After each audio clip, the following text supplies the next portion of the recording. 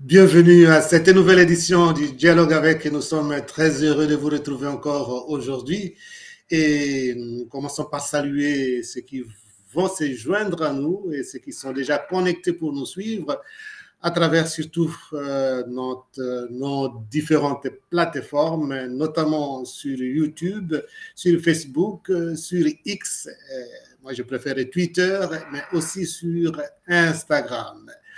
Aujourd'hui, nous allons recevoir un des membres du Dialogue avec, mais qui sera aujourd'hui comme invité.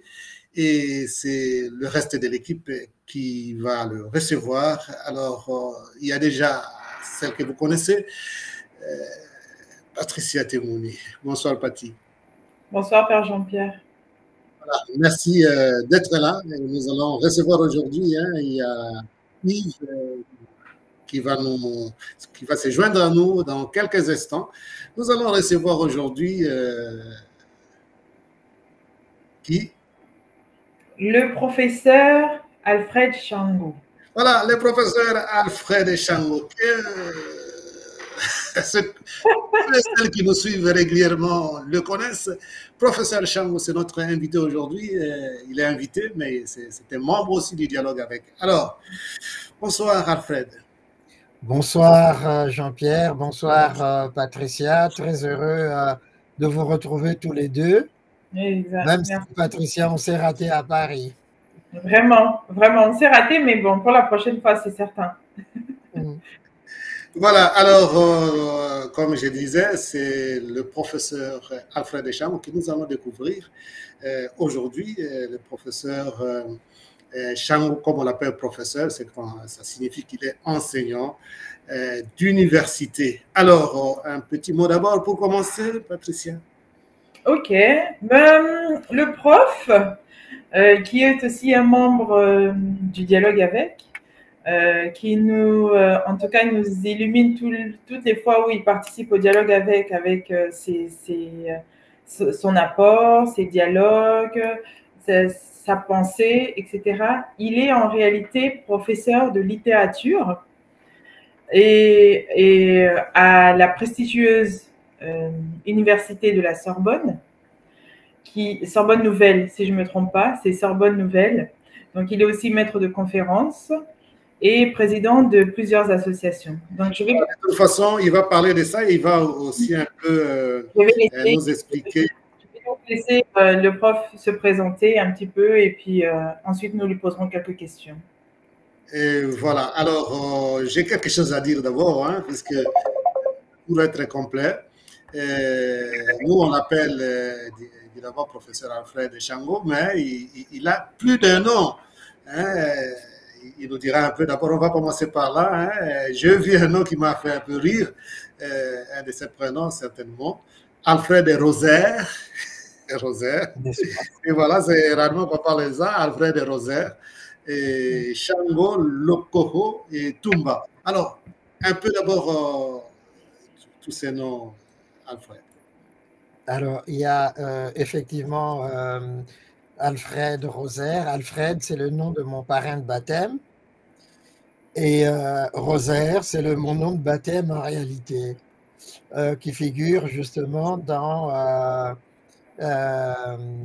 mon certificat de baptême à Bukavu, c'était à Bukavu, au vicariat de Bukavu à l'époque. Moulindois n'était pas encore l'évêque du lieu, donc il était encore vicaire à ce moment-là, et donc c'était mon prénom de baptême, donc Alfred Rosaire. Et puis quand l'authenticité est arrivée en 73, 74, 71, quand Mobutu avait lancé cette idée géniale justement de authenticiser nos noms, moi ça a été Tumba. En fait, Tumba, c'est le nom d'un de mes grands-parents maternels. Donc voilà. Et Shango Loko, mais voilà. Shango, le nom de papa, et puis Loko, le nom de son père, donc de mon grand-père paternel. Voilà comment tout cela s'est mis en place. Voilà, merci beaucoup pour toutes ces explications d'origine de tes noms. Et on se tutoie, on est quand même des amis. Bien sûr, oui, oui. Semblant. Et alors, Patricia, je crois qu'on va commencer par demander au professeur un peu de faire d'abord, avant de nous parler de Paris, de la Sorbonne, des choses comme ça, peut-être de nous faire rapidement, Patricia, un peu le parcours de sa vie avant d'arriver à Paris. Oui, ce serait bien qu'on sache un petit peu d'où il vient, ce qui l'a amené jusqu'à Paris, et comment il y est arrivé, en quelle année, etc., pour comprendre un petit peu le parcours. Parce que souvent, on voit que l'aboutissement, nous, en tant que personne, on voit souvent l'aboutissement, il est professeur, et puis on ne sait pas que cette personne est passée par plusieurs étapes. Donc, on ne va pas vous demander, bien sûr, de nous relater tout ce qui s'est passé, mais en tout cas, les grands moments, les moments clés, ceux qui vous ont marqué, ce serait bien que vous puissiez partager ça avec nous. Voilà. D'accord. Merci beaucoup, mais vous m'honorez beaucoup. Et je suis déjà très fier de vous et puis très fier de notre émission Dialogue avec. Je peux dire ce qui m'a marqué d'abord, c'est les années du secondaire passées au séminaire, au petit séminaire Saint-Gabriel à Onemaototo dans le Sankuru, où j'ai passé une partie de mes études jusqu'en 4e secondaire, quand j'avais quitté le séminaire. Et puis, je me suis retrouvé au collège Boboto pour terminer l'année et faire la 5e année. Après, je suis allé encore à l'internat à Bulungu. Dans le Bandundu. Oui, dans le Kwilu, chez Gamitatu. Et donc, après, ça a été l'ISP Kikwit, où j'ai passé les 3 premières années donc à l'école normale de Kikwit, avec un stage justement chez les sœurs de Saint-André qui sont à Kikwit, qui jouxtent l'école justement des jésuites, et puis des frères Andobo. Et après, ça a été Kananga pour boucler le tour justement de l'école normale de Zaïre. Ensuite, après ce moment-là, donc je suis arrivé à Kinshasa. J'avais le choix d'enseigner dans 2 écoles, au collège Boboto et au collège Notre-Dame Bosembo. Et donc j'avais choisi Bosembo, où j'ai enseigné pendant 2 années, mais j'avais mes quartiers au collège Boboto pour les préparations de mes cours et tout. J'avais la clé de la bibliothèque de professeur. Comme je m'entendais très bien avec un jeune jésuite qui venait de débarquer de Belgique, Robert Goding, et donc on avait sympathisé tout de suite. Maintenant, il est, je crois, aux Philippines ou par là. Et donc, on avait sympathisé et puis il m'avait filé la clé de la bibliothèque des enseignants de Boboto. Donc, pendant ces 2 années, on se retrouvait tous les mercredis au collège Boboto. Et puis, donc, ça a été cela. Et après 2 années, 3 années d'enseignement à Kinshasa, je suis parti pour la France. Alors, peut-être, je vous coupe un peu. Une question de curiosité quand même. Je te coupe un peu, puisque c'est une dimension que je n'avais pas en tête. Ça signifie que quelque part, on pouvait parler plutôt de Monsieur l'abbé ou du père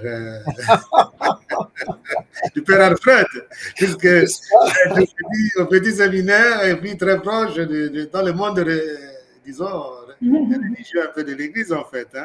Mais absolument, tout à fait. Alors, le plus curieux, c'est qu'au séminaire, j'étais avec, on était 3 de la famille, dont mon petit frère qui est curé à Riet, il a à Rome.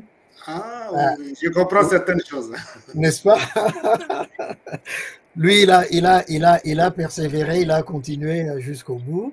Donc, ça aurait pu être effectivement cela. Parce que dans la famille, il y avait aussi un certain nombre de religieux, de religieuses. Hein. Le petit frère de papa, donc ils sont presque de même génération, 1929-28. Lui, il était devenu alors plus tard évêque de Kindu, Monseigneur Paul Mambe Mukanga, de heureuse mémoire. Et donc, c'était comme ça, et puis des religieuses aussi. Mais moi, après le séminaire, j'ai plus fréquenté les jésuites hein, à Kinshasa et même ici à Paris aussi. Et même. Alors, on voit que Mais oui. Alors, je ne te coupe pas la parole maintenant. On va avancer sinon, puisque ce sont des histoires intéressantes. Patricia, disons, le professeur Alfred parlait déjà du Congo et je l'ai coupé quand il voulait déjà s'envoler pour l'Europe. Alors, là, qu'est-ce que...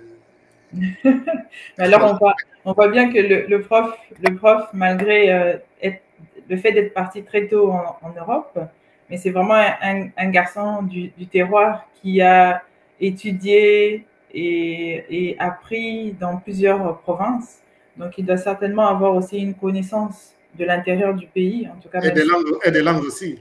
Oui, et des langues, c'est tout ça. Et c'est cet aspect-là de lui que j'apprécie beaucoup, surtout que j'ai remarqué à travers nos émissions du dialogue avec, que il est professeur, mais c'est quelqu'un de très cultivé.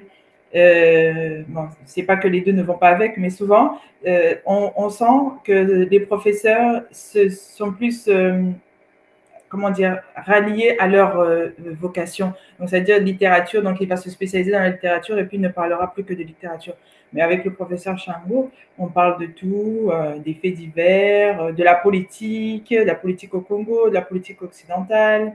Vraiment, c'est quelqu'un de très cultivé. Et c'est ce que je voulais en tout cas ajouter. Je vais vous laisser, professeur, continuer après être arrivé en France, votre parcours. Mais si je pouvais revenir un tout petit peu sur l'aspect que tu viens de soulever, Patricia, je trouve ça très, très important. Je suis né en pays swahili, donc la première langue que j'ai parlée, c'est le swahili que je continue à parler. Et puis le lingala, Kinshasa naturellement. Après, ça a été le Kasaï. Et là, j'ai parlé, mais je parle pas très bien l'Otetela ni le Chiluba, mais le Kikongo dans le Bandundu. Et donc, je parle ces quatre langues-là. Ce que je trouve de formidable, c'est qu'effectivement, partout où je suis passé, ça a été un élément vraiment très important.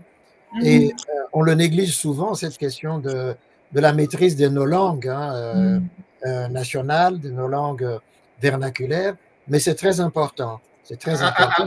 Alors, en parlant des langues là, on va demander un peu aussi à Patricia pour la taquiner. Patricia, Lingala, oui, qui soit un peu... Hein? Non, bon, on va dire que je parle deux langues de chez nous, je parle, je les comprends. Le Swahili et le Lingala. Mais Lingala, j'ai un accent. Oui, Banapoto. J'ai un accent des Banapoto, comme on dit, mais j'ai fait un effort parce qu'à la base, à la maison, les parents ne parlaient pas du tout au Lingala. Nos parents nous parlaient en Swahili, donc c'est comme ça que j'ai appris le Swahili. Et le Lingala, je l'ai appris lorsque je me suis mariée. Mon époux ne parlait que Lingala et le français, bien entendu, mais il aimait bien parler Lingala. Il disait que c'était très important de garder sa langue. Lui, sa première langue, c'est Lingala. Donc, c'est à travers lui que j'ai appris à parler Lingala. Et j'ai appris, donc je sais parler le Lingala et le Swahili. C'est bien. Alors, on va de nouveau donner la parole à... Oui, d'accord. Oui, bon, puisque moi, je ne le dis pas. Hein. Moi, je pense que... Quand j'ai dit quand même, toi, ça qui dit là, c'est une langue du Congo, donc je sais que c'est ce que je veux dire, mais Nasema Kiswahili Kidogo, et Lingala, et puis encore, quelle autre langue là? Ah, Gemona. Ok, la parole maintenant. N'est-ce pas? Mais c'est très bien, voilà. On est polyglotte, on est cultivé vraiment dans nos langues. Et je rends aussi toujours hommage quand même à l'abbé Benoît Lohahe d'heureuse mémoire, qui lui nous avait, quand j'étais au séminaire, nous avait donné ce goût de l'histoire, ce goût de la politique. Parce que quand il nous faisait son cours d'histoire, il commençait toujours, pendant les 15 premières minutes, à évoquer l'actualité nationale, africaine et internationale. Et il nous obligeait, mais justement, à être au courant de ces choses-là, ce qui a fait effectivement que j'ai persévéré dans ce sens-là. Donc, j'arrive en France, en Belgique en 84, mais fin 84, et le 1er janvier 1985 à Paris. Et donc, je suis chez ma cousine ici en France, et puis après, c'est l'inscription à la Sorbonne, et où je commence par le DEA. Alors, ce qui était intéressant aussi à cette époque-là, c'est que j'ai vu, par exemple, des amis congolais venus zaïrois à l'époque, venus de Belgique, ou même des Belges venus de Belgique pour étudier à la Sorbonne, être obligés de valider leur diplôme belge, obtenir l'équivalence, alors que moi, on m'avait inscrit directement. Okay. C'est-à-dire que... Félicitations déjà. Oui, oui. Mais c'était qu'à l'époque, les diplômes zaïrois comptaient. Les diplômes zaïrois comptaient. Moi, j'ai vu même des jeunes médecins qui sont arrivés plus tard, quand ils s'inscrivaient ici à la faculté de médecine. La première question, vous venez d'où? De Kinshasa. OK, pas de test, inscription automatique. Alors que, par exemple, les autres Africains passaient par les tests. Donc, inscription directe à la Sorbonne. Et là, ça a été une découverte extraordinaire. Déjà, de voir des enseignants à ta hauteur. Des enseignants qui te prennent au sérieux, qui t'écoutent, qui t'incitent justement à discuter, à échanger avec eux, à parler. Et je comparais avec le système zaïrois, où on avait des mandarins, et les mandarins, évidemment, on ne pouvait pas leur couper la parole aux Zaïre. Je me souviens qu'en dernière année à l'école normale, j'avais eu 2 professeurs. Payan Zonsomo, qui est décédé il y a paix à son âme, qui lui venait de débarquer des États-Unis et qui avait épousé une Américaine. Et donc, il était venu avec les méthodes américaines. Là, ça a été la première prise de conscience, effectivement, que l'enseignant, il laisse parler les étudiants, il les écoute. Et il prend en compte ce que les étudiants disent.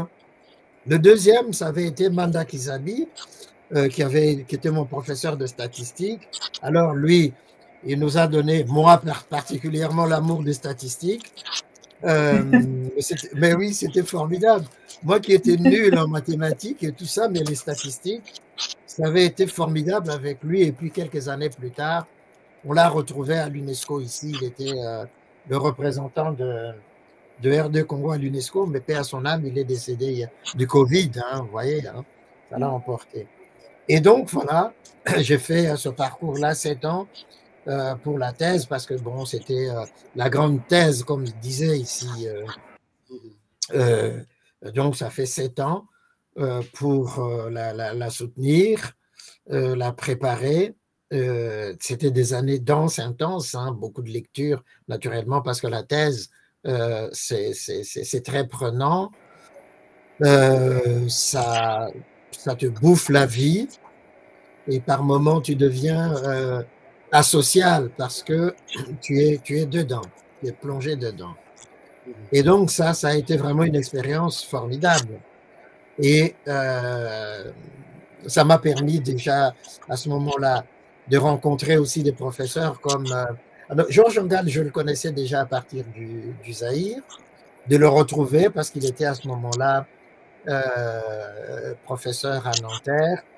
Et donc, je l'ai retrouvé. Il a fait partie de mon jury de thèse aussi. Et puis, tous les spécialistes, justement, des littératures africaines ici sur la place de Paris, les Jacques Chevrier, Bernard Mouralis et consorts. Donc, alors, une question de curiosité. Vous citez déjà les noms d'un professeur zaïrois ou congolais. Est-ce qu'en ce moment-là, avant vous, c'est une question comme ça, il y avait d'autres zaïrois congolais déjà à la Sorbonne? Ça, c'est une question qui me vient d'abord, mais en faisant un pas en arrière, quand vous arrivez à une université comme ça, la Sorbonne, les noms déjà faisaient peur. Quel était ton, oui, ton c'est ça. Mais je réponds à la première question, c'est-à-dire que non, il n'y avait pas de professeur zaïrois à l'époque hein, à la Sorbonne. Ngal était à Paris 4, donc l'ancienne Sorbonne, au Centre international de la francophonie, que Senghor venait de créer, la chaire. Et puis après, il était parti à Vanderbilt aux États-Unis. Et donc, il n'y avait pas. Il n'y avait pas de professeur vraiment zaïrois à la Sorbonne.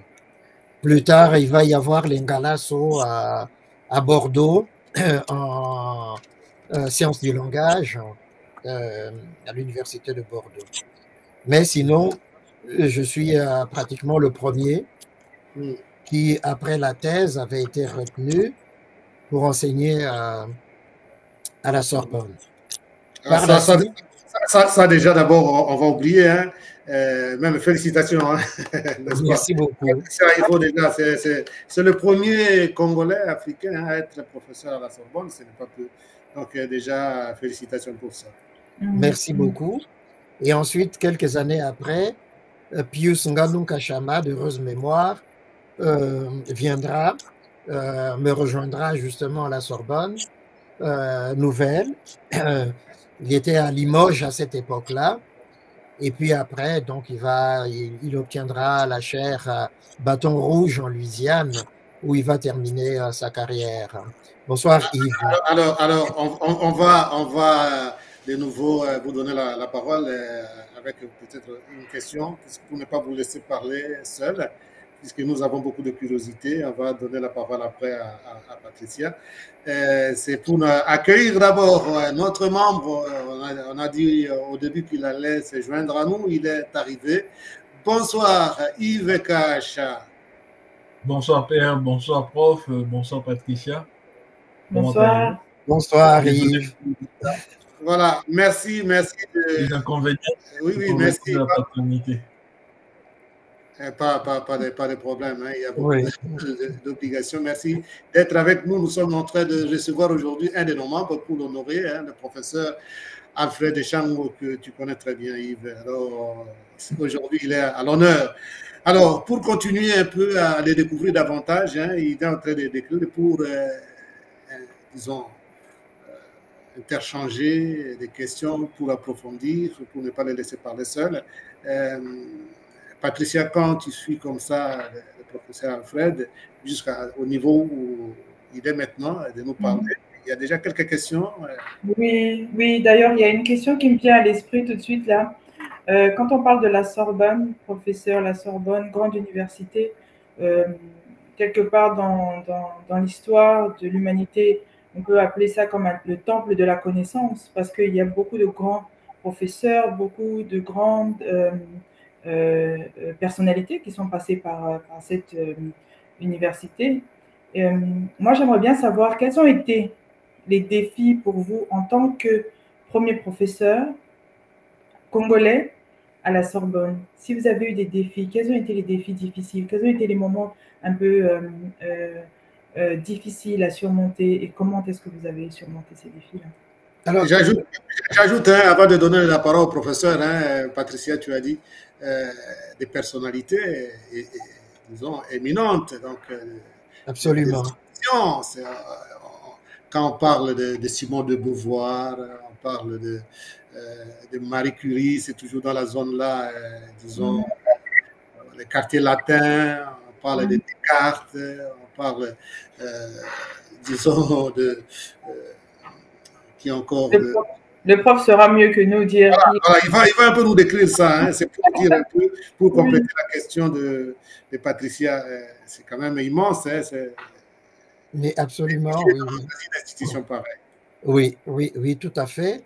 Bah, de toute façon, dès la création de l'université, c'était le bon roi Louis qui avait confié ces lieux à son confesseur Michel de Sorbon, et parce qu'à l'époque, il y avait des charges qu'on donnait comme ça, le roi, et qui avait décidé de créer la Sorbonne pour en faire le lieu du savoir, en tout cas dans le royaume de France, pour concurrencer d'autres lieux de savoir en Europe, Bologne, Rome, etc., Salamanque, en Espagne, et consorts.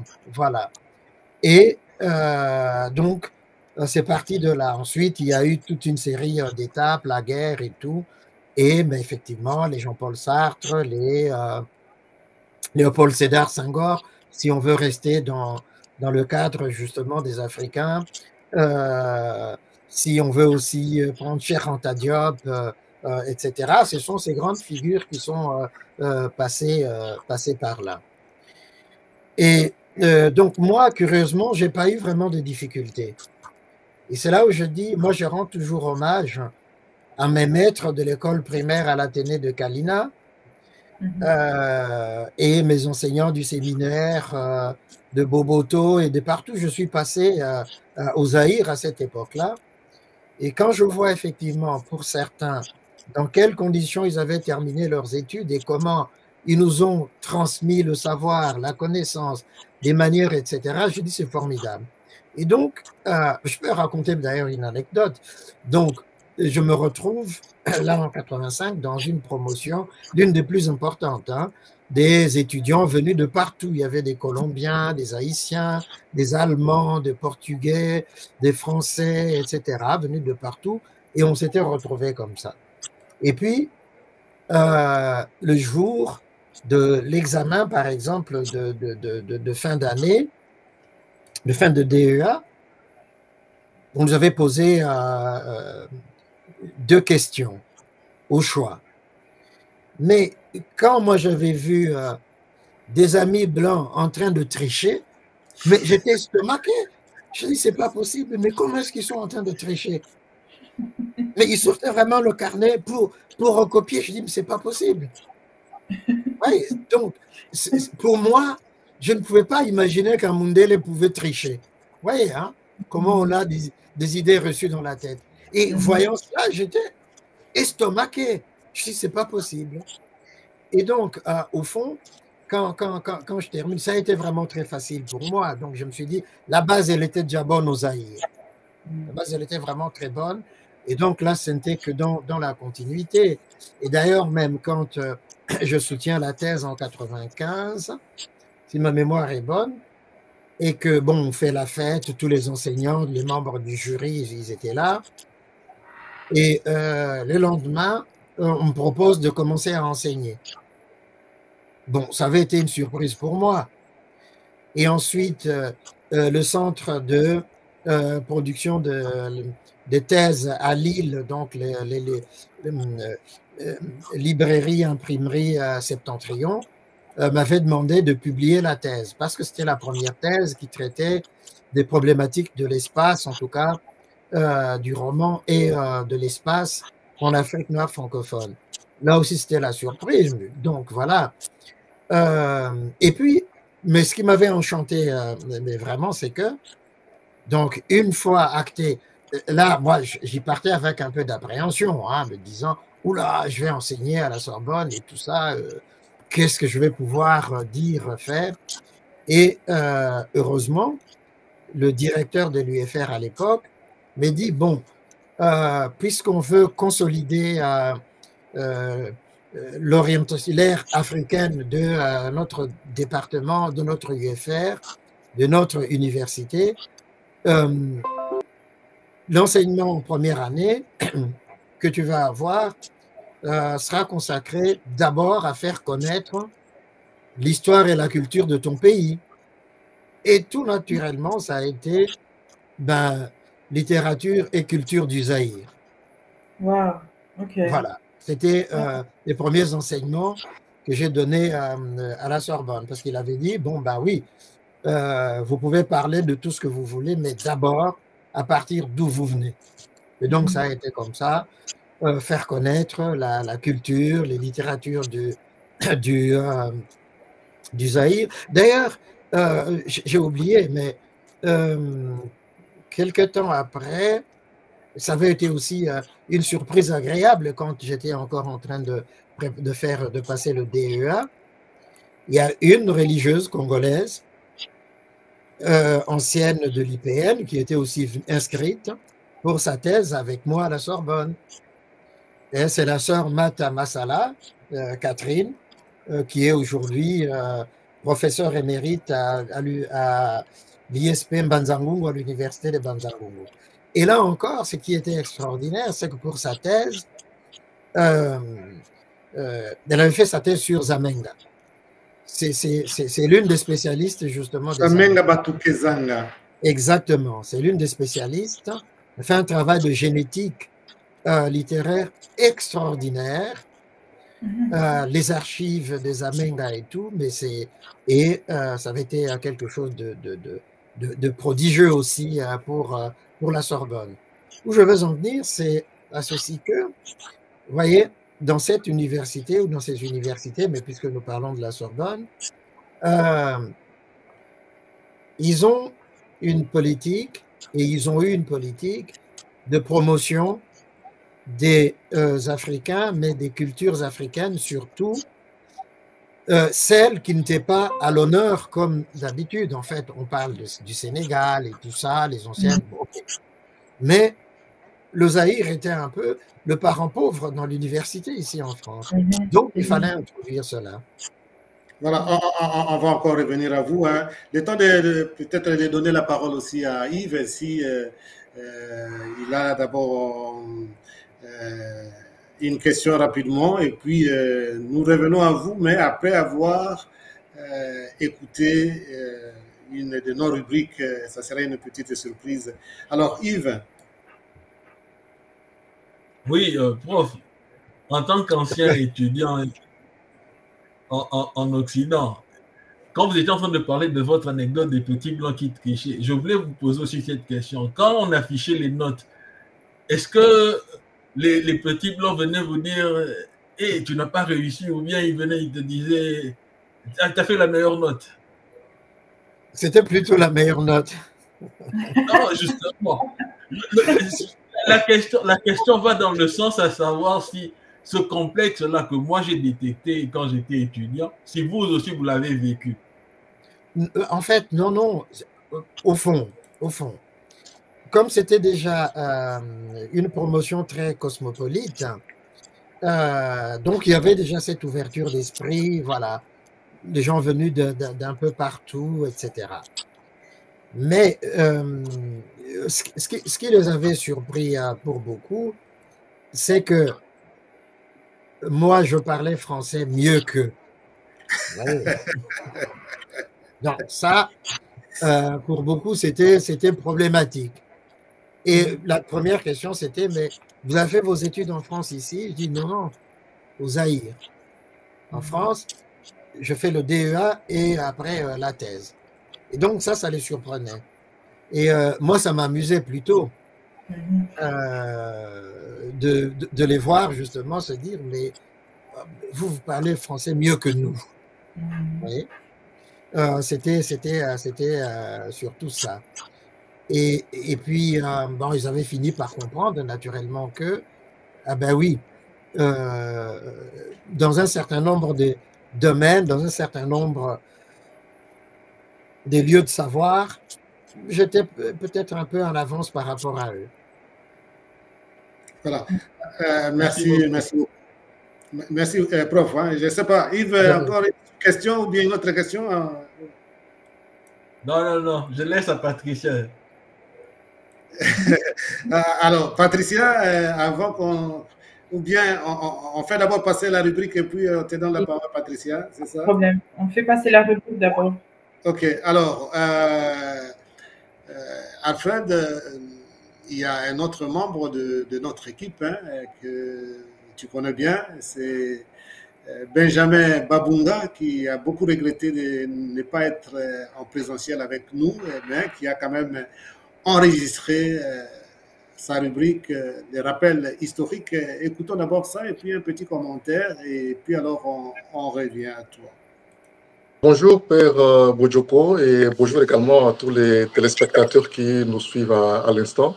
Je tiens également à saluer le professeur Chango et lui dire que je reste très impressionné de temps en temps par les différents commentaires et contributions que je reçois de sa part sur la plupart de mes publications au niveau de X. Alors, en termes de rappel historique, j'ai retenu pour cette semaine essentiellement deux dates. La date du 24 septembre et la date du 25 septembre. Alors, pour ce qui est du 24 septembre, je vois essentiellement l'année 1991 ou 1991, comme on le dit chez nous, lorsque le Zaïre a connu la première vague des pillages. Retenez qu'il y a aussi eu une deuxième vague qui est arrivée 2 années après, en 1993. Alors, ce 24 septembre 1991, il y a des militaires des forces armées zaïroises qui vont déclencher un mouvement d'insurrection à partir de la base de Seta au niveau de l'aéroport de Ndjili. Et leurs revendications sont liées essentiellement à la solde qu'ils estiment n'est pas arrivée, disons, la solde qui n'arrive pas à temps. Et ces militaires vont se lancer dans un mouvement de pillage. D'abord, ils vont mettre à sac l'ensemble d'entrepôts gérés par l'OFIDA à l'époque au niveau de l'aéroport. Et après avoir pillé au niveau de l'aéroport, ils vont se lancer aussi dans une série de pillages dans l'ensemble de la ville. Alors, le mouvement part des militaires de Seta, mais après, c'est toutes les unités de forces armées zaïroises qui vont se lancer dans ce mouvement. Et les militaires seront par la suite rejoints par les civils.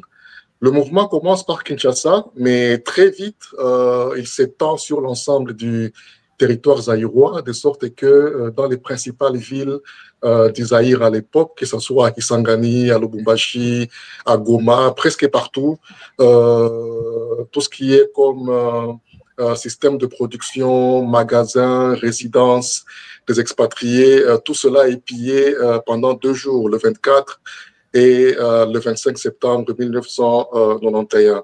Et de l'avis de beaucoup d'observateurs de la vie ou de la politique zaïroise, c'est au courant de cette période que le Zaïre a perdu tout ce qui restait encore comme unité de production, mais aussi c'est au cours de cette période que la plupart d'expatriés, notamment européens qui vivaient encore au Zaïre, avaient décidé de quitter le pays. Et comme je l'ai dit tout à l'heure, 2 années après, il y a encore eu d'autres pillages et ces pillages ont mis carrément à plat toute l'unité de production du Zaïre. Et le Zaïre n'est jamais parvenu à se remettre de cette vague de pillages de 91 et de 93. Le deuxième événement que j'aimerais rappeler, c'est la date du 25 septembre 2007, lorsque les Zaïre et le monde d'ailleurs a reçu la triste nouvelle du décès. Alors, Nico était un Rwandais qui a évolué, qui est né au Rwanda, qui à un moment... Son volume a baissé. C'est normal. Et qui finit par aller à Kinshasa où il va s'inscrire à l'université Lovanium. Nico va sortir comme ingénieur en électronique de l'université Lovanium. Et par la suite, il va travailler à la présidence du Zaïre. Et plus tard, il se lance seul dans son business. Il sera notamment le représentant au Zaïre d'un certain nombre de des sociétés qui, à l'époque, vendaient tout ce qui est matériel de bureautique électronique, notamment des imprimantes, des ordinateurs. Mais Miko aura une idée de génie vers les années 86-87 de se lancer dans la mise en place du tout premier système de communication cellulaire, à la fois au Zaïre et en Afrique, parce que ces années-là, il n'y a aucun opérateur qui a une licence d'exploitation des lignes cellulaires au Zaïre. Disons, c'est la naissance de ce qu'on va appeler Télécell, Télécell qui sera reconnu, historiquement parlant, comme étant le tout premier opérateur de téléphonie cellulaire en Afrique. Donc, Miko commence Télécell au Zaïre en 1989, mais quelques années après, Télécell va s'étendre au-delà des frontières du Zaïre, de sorte que Télécell sera présent dans 13 pays africains. Et c'est au début des années 2000 que Miko décide de revendre Télécell à un groupe égyptien, et lui-même va aller habiter en Afrique du Sud où il va se reconvertir dans la production du vin, mais également dans l'hôtellerie de luxe, en achetant notamment l'hôtel des Mille Collines au niveau du Rwanda. Donc, Miko a été un précurseur de la téléphonie mobile en Afrique, et c'est vraiment une fierté pour le Zaïre, étant donné que c'est à partir du Zaïre que cette technologie a été pilotée, implémentée et aussi testée. Et le Zaïre gardera le souvenir d'avoir été le pays pionnier dans la mise en place du cellulaire en Afrique. Voilà les quelques deux événements que j'ai voulu rappeler aujourd'hui par rapport aux dates du 24 et du 25 septembre. Voilà, merci beaucoup à notre membre Babunga Benjamin pour cette contribution. Un petit commentaire, professeur Alfred? Alors, merci à Benjamin de nous rappeler à chaque fois comme ça des points, des pans de notre histoire que beaucoup semblent oublier. Et c'est très bien qu'il ait rappelé ces deux dates. Les pillages de 91, effectivement, on était dans le cafouillage de la conférence nationale souveraine. Il n'arrivait pas à se terminer et donc cette révolte-là des militaires du camp CETA avait effectivement porté un coup sérieux à l'économie de RD Congo. Quand on se souvient que en 74, avec la zaïrianisation, l'idée qui n'était pas si mauvaise que ça de remettre l'économie du Zaïre dans les mains des Zaïrois, mais que l'exécution avait été mauvaise puisque des mauvaises personnes avaient hérité de la zaïrianisation. Et on comprend que la reprise qui est arrivée par la suite puisse être gâchée en 91. Ça avait été effectivement quelque chose de terrible pour le Zaïre à l'époque. Et puis pour ce qui est de Télécell, effectivement, il faut lier Télécell à la création en amont la mise en place des satellites en CLE. Et ça, c'est ça qui avait permis justement d'abord de déployer la télévision, la téléphonie filaire, et effectivement après le cellulaire qui arrivera avec Télécell. Ça, c'était des initiatives fort louables. Malheureusement, on s'aperçoit aujourd'hui que Vodacom et les autres ont récupéré le marché et les Congolais triment quand même à avoir les mégas, comme on dit, pays. Et ça montre effectivement qu'il nous faut une certaine autonomie aussi dans ces moyens de communication et de télécommunication. Voilà. Merci beaucoup pour le commentaire. Et peut-être aussi les autres membres, est-ce que vous avez des petits commentaires, en commençant d'abord par Patricia? Non, je voulais juste remercier Benjamin pour son rappel historique. Et vraiment, ce qu'il fait est très important pour nous tous les Congolais, puisqu'il a cette capacité-là de retenir les dates et de les expliquer avec une telle aisance. Ce n'est pas donné à tout le monde. Donc, je dirais merci. Et vraiment, je lis ses tweets et son rappel historique tous les jours. Et vraiment, ça nous apprend. Surtout pour nous qui avons quitté le Congo très tôt, c'est important d'avoir des moments comme ça, ou d'avoir juste une plateforme ou un endroit où on peut lire brièvement ce qui s'est passé à telle date, ce qui a marqué l'histoire. Vraiment, c'est bien, c'est très bien ce qu'il fait et je l'encourage à continuer. Malgré les petites attaques qu'il y a sur les réseaux sociaux, vraiment, je l'encourage à ne jamais baisser les bras, vraiment. Oui, merci Patricia, merci Patricia. Alors Yves? Oui, moi j'ai plusieurs anecdotes avec les dates qu'il a mentionnées. D'abord, cette semaine, c'était mon anniversaire. Et alors, bon anniversaire, bon anniversaire, bon anniversaire. Merci beaucoup. Donc, alors, il faut pas nous demander des cadeaux. Hein. Non, ça ne va pas manquer. Ça va pas manquer. En 91, je suis à Kinshasa et on s'apprête à souffler sur mon gâteau. Et dans la rue, ça commence à tirer. Et le plus drôle, c'est que... Mais oui, parce que c'était juste le jour... Le 23, c'est quand ça a commencé. Ça continuait le 24 et le 25. Et j'habitais à Matete. Pour ceux qui connaissent un peu Kinshasa, Matete, c'est le coin des Yankees, des hommes forts. Et ouais, les gens de karaté là. Et alors, on commence à tirer. Et il y avait un magasin, un supermarché qui avait à limiter. Et quand on le pille, c'est quand les gens du quartier commencent à voir pour la première fois des glaces, des pommes. Ah oui. Alors, c'était la surprise pour beaucoup d'entre eux, genre, c'est Bilo comme Indele Angoyo. Et je me rappelle encore, vous voyez la bouffe pour chien. Oui. Non. Il y avait des gens qui avaient pillé pour chien et qui prenaient et commençaient à manger comme des biscuits. Et non. C'est une image qui est restée gravée dans ma tête, en fait. Et bon, concernant la deuxième anecdote, disons, la deuxième partie du commentaire de Benjamin, ben, l'histoire de Miko, c'est quelque chose qui transcende même la réalité que nous avons à l'est du pays. Quand je parle dans ce sens-là, c'est voir comment est-ce qu'un individu rwandais a fait fortune au Congo et s'est identifié comme Zaïrois. Complètement. Et jusqu'à la fin, des rares souvenirs que nous avons des personnes qui ont été très proches de Miko. Miko est au fond de lui une personne 100% zaïroise.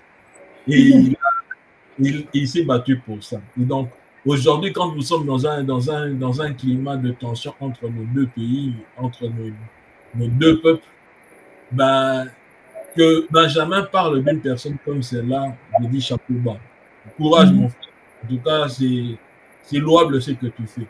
Et quelque part, je trouve que l'apport que Benjamin fait dans ce genre de contexte, ça permet de jeter de pont plus que de créer des murs entre nous. C'est un exemple d'une personne qui se retrouve à la fois du côté congolais, du côté rwandais, mais il ne regarde pas les intérêts clivants et il regarde plutôt les intérêts qui construisent la relation entre nos peuples. En tout cas, chapeau bas, Benjamin. Alors, merci beaucoup Yves.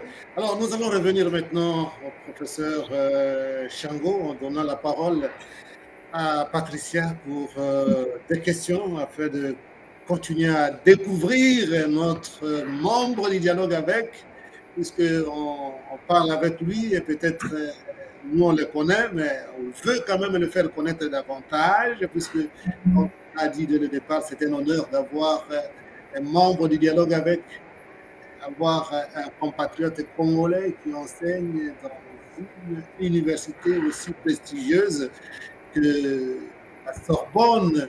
Et je remercie d'abord, je ne finirai pas à remercier Alfred, puisque j'ai eu l'honneur l'année passée de visiter l'ancien siège de la Sorbonne.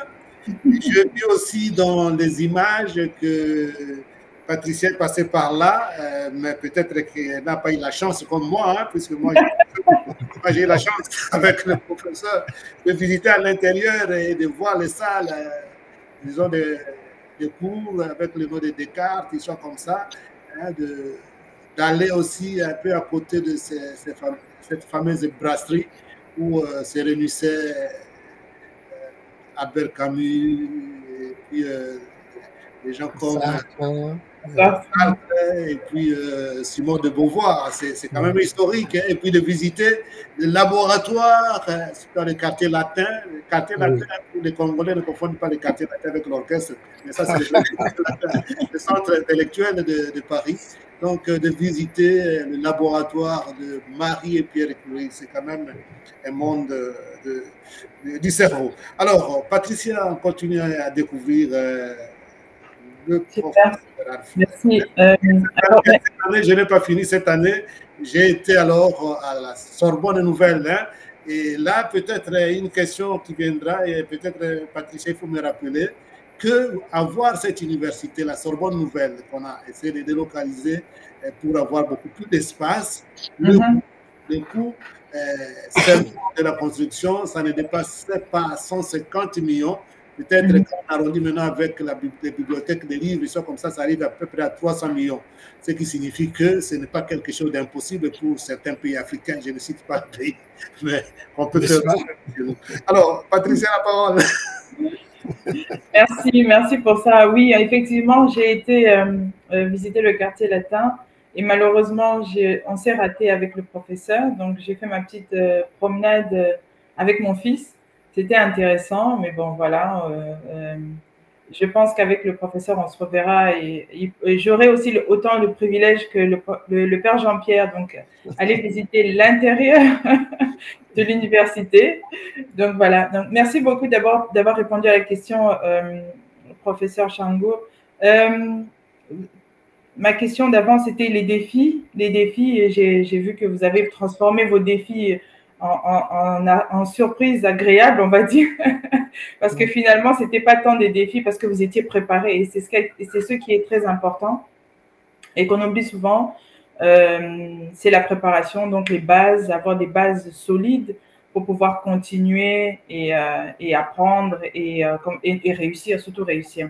Donc moi, je suis curieuse de savoir, quand vous êtes arrivé à Paris en 1985, à l'université, mais est-ce que vous avez gardé une certaine attache avec la communauté congolaise à Paris? S'il y en a une, je pense qu'il devait y en avoir quand même une, si peut-être pas peu, mais est-ce que vous avez pu garder une petite attache? Parce que je sais un peu comment fonctionnent les personnes qui viennent étudier, ils s'isolent et puis ils vont dans leur petit coin et on les voit plus, on n'entend plus parler d'eux dans la communauté congolaise. Est-ce que vous avez pu garder une attache avec la communauté congolaise et comment ça s'est passé votre expérience avec la communauté congolaise à Paris? Alors, avant de donner la parole à Alfred, pour être démocrate, puisque nous on ne censure pas les gens, pourvu qu'il n'y ait pas de débat inutile. Il y a un petit commentaire, je vais vous faire lire, hein, chacun va, disons, commenter à sa manière. C'est à propos disons, des rappels historiques de Benjamin. Il y a un de nos téléspectateurs qui a écrit ceci pour qu'il sache que nous, on respecte quand même le point de vue. C'est un point de vue. En démocratie, nous qui vivons dans des pays de démocratie, ici où les gens ont la liberté de parole, ça ne tue personne, mais il faut quand même avoir des points de vue et puis bon, chacun a son jugement. C'est M. Yvon Nawesh qui dit effectivement, il a été prouvé que les renseignements, il a été prouvé par les renseignements que Miko interceptait des informations, des conversations de nos officiers militaires et les fournissait à l'armée rwandaise. Et ça, c'est le point de vue de M. Yvon Nawej. Il assume ça. Ce n'est pas nous qui l'avons dit. Alors, la parole maintenant au professeur Alfred pour répondre à Patricia. D'accord. Mais je reviendrai sur les défis aussi de l'enseignement à la Sorbonne. Mais oui, j'ai gardé beaucoup de contacts avec les Aïrois à l'époque. Je les ai fréquentés vraiment. dans toutes les circonstances de la vie, les matangas, les fêtes, les mariages. En tout cas, j'étais, bon, comme j'ai toujours été très ouvert, comme, comment ça, un peu comme Quinoa à Kinshasa et tout. Et comme je parle lingala et que je parle aussi le lingala de Bill, Indo Bill, ça a permis des contacts très, très, très, très faciles et ça continue aujourd'hui encore. Alors, c'est vrai que ça étonnait beaucoup. C'est les Quinois, hein. Bon, tu arrives et puis tu es à l'aise, tu parles et tout ça. Tu les entends murmurer, ah, Vioana Penza mystique, hein? Ben, tu vois.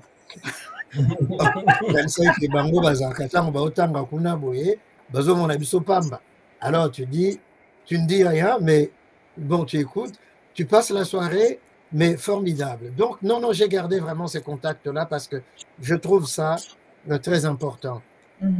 Pourquoi? Parce que ça a permis aussi, à l'époque, j'avais commis d'ailleurs une communication de sociologie un peu de la communauté zaïroise ici à Paris, pour voir en Europe et en particulier à Paris, voir les différentes vagues d'arrivée des Zaïrois en France, migration des études d'abord, et puis après ça a été les musiciens, et puis avec les musiciens, ceux qui venaient, comme ils disent, Kobe Talibanga, et ainsi de suite.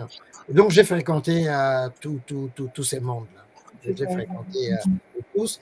Et ça te permet effectivement de comprendre les motivations, les manières de fonctionner de notre communauté. Je disais la sociologie de notre communauté, mais où l'on voyait qu'à cette époque-là, à part quelques-uns qui accordaient de l'importance à la valeur travail, les autres étaient dans quoi? Ben, dans le Diamba, dans la SAP, et donc beaucoup se retrouvaient comme ça, ils trafiquaient, ils vendaient ça, et ils se retrouvaient, ben évidemment, ils gagnaient beaucoup d'argent, et puis après, ils faisaient quoi? Ben, dépenser à acheter la SAP et des choses comme ça, à frimer. Et comme ici, le fisc ou le service de police vous traque tranquillement sans rien dire, et à la fin, ça a démantelé tous les réseaux. Et donc, ça a mis des coups même très forts à cette diaspora congolaise ici de Paris. Et c'est à partir de ce moment-là, parce qu'on en a arrêté un certain nombre, on les a mis en prison, ils sont sortis, et puis ils ont compris que s'ils voulaient rester, il fallait s'intégrer par le travail. Et depuis, les choses ont changé. Tous, aujourd'hui, gagnent leur vie en travaillant. Mais ce qui est encore formidable, quand on regarde, la plupart, beaucoup d'entreprises, pour ne pas dire la plupart, beaucoup d'entreprises ici, de plomberie, de construction, etc., ce sont des jeunes Congolais qui les ont créés. Ils ont commencé manœuvre, ils ont travaillé, ils se sont fait l'expérience et puis ils ont su. Et puis de fil en aiguille comme ça, ah, Masta, Yoyaka, tu viens de Kinshasa là-bas, Nana Kayou. Et puis, bon, ils t'initient. Et aujourd'hui, ils sont dans ces entreprises-là, des échafaudages et des choses comme ça. Donc aujourd'hui, il y a eu cette métamorphose qui s'est faite. Pour les études, c'est plus compliqué parce que les visas sont très compliqués. Et donc, on a moins de migration d'études congolaises à cause de ça. Donc ça, c'est vraiment un peu dommage. Mais sinon, je les fréquente, les Congolais, beaucoup. Ah, très bien. Merci beaucoup. Alors si Patricia n'a plus, disons, on a encore des questions. Moi, je voudrais quand même, avant d'oublier, vous enseignez à la Sorbonne, mais avant d'aller en France, vous aviez quand même, je passe entre vous et tu, puisque je suis habitué. Bon, ben oui, ben écoute. Voilà. Je reviens à tu, puisque quand même, on est des amis. Oui, quand même. ici. Alors, tu as quitté le Congo hein, après avoir aussi rendu service à Bosembo. Et puis, même, comme tu as été aussi à l'ISP Kananga, des choses comme ça. Ma question hein, serait d'abord, est-ce que tu ne penses pas aussi à, de temps en temps, hein, de donner un coup de main à nos universités en République démocratique du Congo? Et ça, c'est un peu une question un peu vite fait. Et puis alors, j'ai une autre question importante du point de vue publication. Alors, on commence d'abord par celle-là. Oui. Non, moi, je voudrais bien, et j'aurais bien voulu le faire. J'avais à l'époque déjà commencé parce que j'avais rencontré un monseigneur magnifique à cette époque-là, Tarsis Tubangu, ben justement dans un événement ici à Paris. Et on l'avait discuté, mais vraiment pendant toute une matinée. Et puis, bon, il m'a dit, mais tout de suite, là, bon, ben écoute, tu me donnes ton dossier, j'amène à Kinshasa, et puis tu vas venir enseigner à Kinshasa ou à Mbujimaï. C'est ce que j'ai fait, hein. Sauf que Monseigneur était un peu oublieux. C'est-à-dire, il prend le dossier, comme il était à la fondation à Bruxelles, il laisse le dossier à Bruxelles. Quand il rentre au Congo, eh bien, ça passe à la trappe, il oublie. Moi, j'ai une anecdote avec ça parce qu'il était très proche de mon oncle, donc Monseigneur Paul Mambe Mukanga. Ils s'étaient retrouvés à Louvain ensemble d'ailleurs. Lui en théologie, mais mon oncle en économie. Et donc, il avait rendez-vous à Kinshasa. Lui, au rectorat, mon oncle habitait à cette époque-là au centre Nganda. Tarsis Tubangu avait complètement oublié le rendez-vous. Le jour d'après, mon oncle, il se fâche, il va en ville, il achète un agenda, il prend sa voiture, il va au rectorat. Il dit, tu dois apprendre à tenir ton agenda, voilà. Tu fais, il y a un rendez-vous, tu oublies, et puis, ben voilà, c'est comme ça. Non, moi, j'ai voulu vraiment revenir, mais les circonstances ne l'ont pas permis. Et en même temps, parce que j'ai rencontré, il y a des amis qui sont partis là-bas, mais qui sont revenus complètement déçus. Ah, racontez-nous un peu, puisque c'est important. Voilà, pourquoi? D'abord, les conditions de travail, bien sûr, mais ça, à la limite, c'est rien. Mais c'est simplement des formes de, comment dire, de jalousie qui faisaient que ça racontait derrière son dos, ça disait à beaucoup de choses, mais qu'est-ce qu'il vient faire ici? Il veut nous piquer notre boulot. Voilà, parce que lui, bon, il donne ses cours à l'université de Lubumbashi en droit et en sciences politiques. Et puis, on lui dit, non, le syllabus du cours, il faut que tu nous le laisses et tout ça. Lui, il dit, mais non, le syllabus, il est gratuit. Je l'ai réalisé pour mes étudiants. Ah non, ça ne se passe pas comme ça ici. Ça ne se passe pas comme ça ici. Pour les examens, la même chose. Il dit, bon, ben, moi, je vais leur poser la question directement et puis les copies, je peux les amener avec moi ou l'assistant va corriger les copies. Non, ça ne se passe pas comme ça ici. Tu laisses les questions, c'est le département qui va organiser les élections, les examens. Et donc, ça a été des choses comme ça. Il est revenu de là déçu complètement. Il m'a dit, mais ce n'est pas possible. D'autant qu'il était un ancien de Lubumbashi. Hein. Vous voyez? Et donc, ça aussi, ça a découragé un peu. D'autres à l'université de Kinshasa, ça a été pareil. Ils sont partis à la faculté d'économie, mais ils reviennent et disent, mais ils sont fous là-bas. Ce n'est pas possible. Donc, enfin, ce pays t'a tout donné. Tu veux rendre un tout petit peu de ce que ce pays a fait de toi, mais on te met les bâtons dans les roues. Et donc, ça a découragé un peu.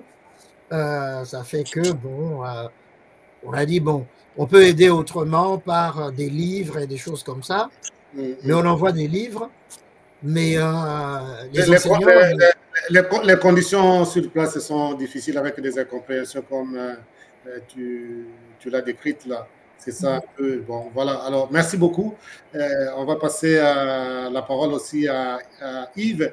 Mais avant de passer la parole à Yves, ça, comme ça peut ne pas être une question, c'est pour dire que comme un professeur, dans des universités sérieuses, il faut publier. Et alors, en lisant un peu ton CV, et même quand on préparait l'émission avec Patricia, on a passé un peu en revue certaines choses. Donc, d'abord, tu as publié ta thèse, hein, la thèse roman et écriture de l'espace en Afrique noire francophone au presses universitaires. Donc, à Lille. Du Septentrion, c'est ça, voilà. Oui. Voilà, et puis alors, ça, on arrive un peu, hein, c'est volumineux, hein, 1200 pages. Avec Patricia, on en a parlé d'ailleurs. Voilà, et puis alors, tu as publié aussi dans d'autres revues comme quand tu as parlé de ton frère, là c'est comme ça que j'ai dit que je comprenais, puisque tu as publié ici en Italie, dans la, je crois, Prometeo, rivista trimestriale di Scienza e Storia, que tu as publié. Et puis, il y a aussi des ouvrages collectifs, dont tout récemment, dans Bernard Dieterle, disons, un peu un livre, hein, je crois, qui est édité en anglais, Making or Not Making, Sense of Dreams, trouver ou non un sens au rêve. Alors, ça c'est en 2024, donc c'est récent. C'est pour dire que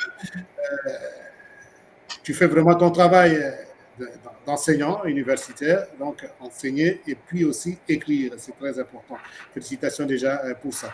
Alors, Yves, une question au professeur? C'est pas une question, c'est une anecdote que j'aimerais raconter sur une fois. Oui, mais tu en as beaucoup, hein, toi. Justement, ça a à voir avec lui et quelque part, ça va atterrir sur une question. Je suis en train de me promener, j'étais étudiant à l'école des mines de Paris et on me pose la question de savoir d'où je viens. Je dis, je viens du Congo, Alors, on me pose la question du Grand Congo ou du Petit Congo. Je dis le Grand Congo. Alors, on me sort le nom de Alain Mambakou. Je crois que vous devez le connaître. Bah, bien sûr, bien sûr. Et on me pose la question de savoir si je suis son compatriote. Et je lui dis non. Alors, il me sort votre nom, le professeur Chango. Et c'était la première fois que j'entends votre nom. Alors, je voulais savoir, ça ne vous a jamais piqué de devenir aussi médiatique que Mambakou? Voilà une question qui tue. Alors, Alain Mambakou, c'est quand même un cas. C'est quand même un cas. Alors, si on devait le dire en lingala, bah petit, bah fungola misu, voilà. Et lui, c'est vraiment comme ça. Et en réalité, alors, il y a des choses qu'on peut dire sur la médiatisation d'Alain Mambakou. Lui, quand il arrive ici à Paris, il connaît pas beaucoup de monde, hein, mais il y a des gens comme Daniel Biaoula, qui est aussi du Congo-Brazzaville, écrivain lui aussi, qui était déjà entré dans les milieux littéraires parisiens, en tout cas les librairies, Présence africaine, les éditeurs ici. Et c'est lui qui présentera Mambakou justement à Présence africaine et puis ailleurs. Et puis, on s'était retrouvé une fois au vernissage du recueil de poèmes de Léopold Congo Bemba. Et Mambakou, Biaoula m'appelle à côté, il me dit, ah, mon cher, tu vois Alain Mambakou, moi je l'ai présenté à mes amis et tout ça, maintenant il est connu, il m'a complètement oublié. Partout où il passe, il ne cite même pas mon nom. Ça, c'est un. Deux, quand il quitte, disons, Présence africaine pour les éditions du Seuil, là, c'est vraiment la maison d'édition fabrique un écrivain. C'est-à-dire, quand on lit les premiers ouvrages de Mabankou et aujourd'hui, c'est la même chose qui revient quand il va reprendre les histoires d'Angualima, n'est-ce pas? Il va reprendre les histoires d'Angualima. Tu dis, mais le petit, là, il a connu Angualima où? Il n'était même pas encore né qu'à Angualima. Voilà. Mais il reprend toutes ces histoires, il fait comme si ça venait de lui. Et au fond, ça plaît justement au milieu littéraire ici. Et troisième chose, ben, il a compris qu'il faut la SAP, et donc il s'est autoproclamé sapeur, et il a lancé, quand il a publié, il avait publié son roman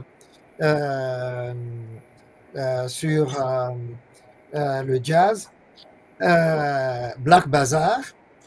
Eh bien, il a créé son orchestre Black Bazaar et il donnait des concerts dans des cabarets ici. Wow. Et ça s'appelait, ah ben oui, mise en scène vraiment de soi. Et d'ailleurs, si tu le vois aujourd'hui, après, il a eu les prix littéraires et tout ça. Il est parti enseigner aux États-Unis et puis au Collège de France. Mais tout ça, c'est vraiment la fabrique d'une figure populaire. D'ailleurs, si vous regardez bien aujourd'hui, de quoi parle-t-il en dehors de reprendre les standards des figures emblématiques de la littérature noire aux États-Unis? Mais il parle de Ferrego, là, qui est le meilleur que Fally Poupa, le leader. Voilà. Donc, il est très actif sur le réseau. Absolument. Donc, voilà. Non, mais c'est en fait, je peux dire que je suis dans la tradition des vieux professeurs qui séparent le spectacle du travail de recherche et de l'enseignement. Mais Alain, il est comme les jeunes de son âge, hein, vous voyez.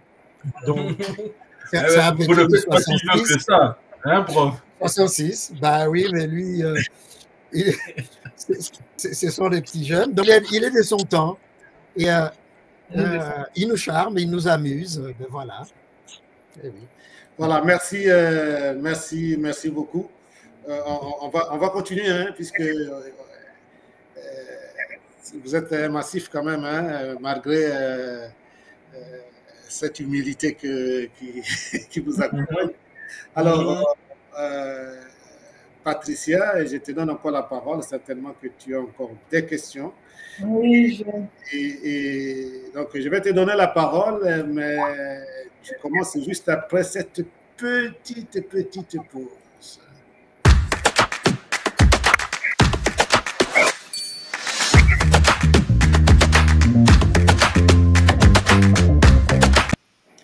Alors, on fait aussi un petit coucou à notre ami Abou depuis l'Afrique du Sud, hein, notre graphiste de Dialogue avec.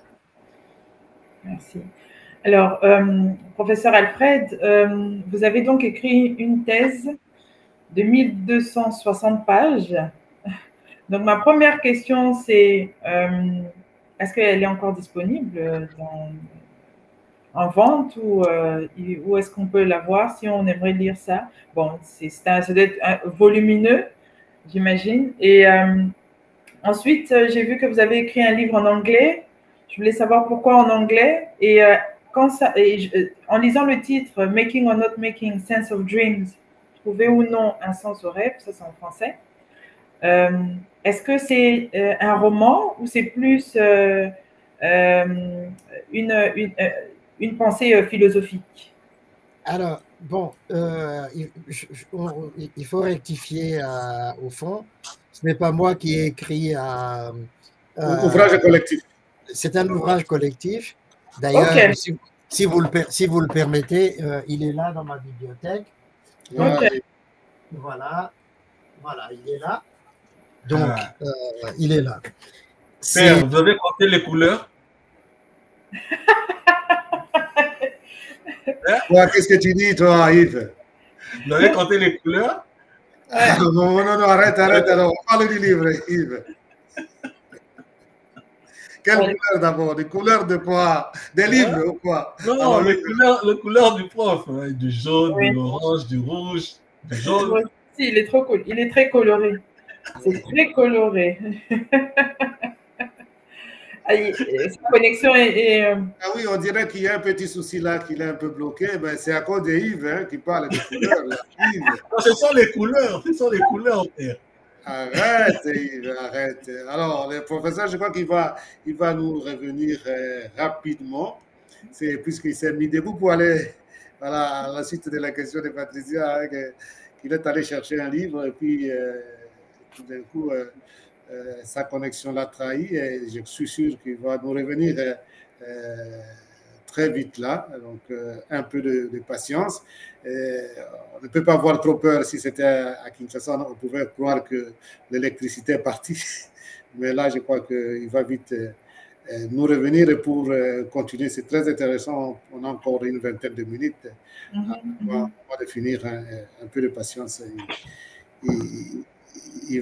Il va revenir. Alors, je crois qu'on est dans le temps encore. Ce n'est pas comme les autres émissions où on n'arrivait même pas à finir, où on devait parler de Real Madrid, de Barça, ça comme ça. Mais aujourd'hui, là, on ne parle pas de foot. On ne parle pas de foot aujourd'hui. Sinon, on va déranger Patrice. Aujourd'hui, vous êtes taquin. Donc, on attend que le professeur Alfred nous revienne et puis on va continuer. Donc, il prenait un peu du poids de son livre. Il est vite déjà revenu, hein, parce que comme on ne peut pas avoir trop. Alors, oui, ça s'est coupé là, c'est bizarre. Qu'est-ce qui s'est passé? Et peut-être c'est plus que tu t'es mis debout et puis Yves a commencé encore à nous déranger en parlant de couleurs. Voilà. Alors, on ne va pas suivre la question de Yves, c'est comme si on n'a rien entendu. Alors, je crois que Alfred est allé chercher le livre pour répondre à la question de Patrick. C'est ça, voilà. Donc, le livre, il est là. Mais donc, ce sont ces trois qui ont coordonné à cet ouvrage. Et moi, j'ai publié un article là à l'intérieur. D'accord. Voilà. Okay. Donc, ça, c'est le fameux livre Making or Not Making. C'est volumineux aussi. Hein? C'est ça, voilà. C'est ça, voilà. Encore un peu comme ta thèse là, de 1260 pages. Là, quand les gens qui ne sont pas habitués à des choses de l'esprit, quand ils voient comme ça directement, ils ont peur. Ils n'ouvrent même pas la première page ni la table de matière. Mais voilà. Juste une petite anecdote là-dessus, parce que dernièrement, l'année dernière, j'étais à Kinshasa, et puis on discute avec des collègues, hein, justement cette question des publications. Je dis, mais enfin, bon, vous ne pouvez pas quand même être prof d'université, et vous ne le publiez pas. J'étais dans le bureau d'ailleurs à l'époque, avec le directeur. Et mais je dis, mais quand même, un universitaire, il publie. Moi, des articles, voilà. Ah, il me dit, mais vous avez le temps là-bas. Vous avez le temps là-bas, et puis vous mangez bien.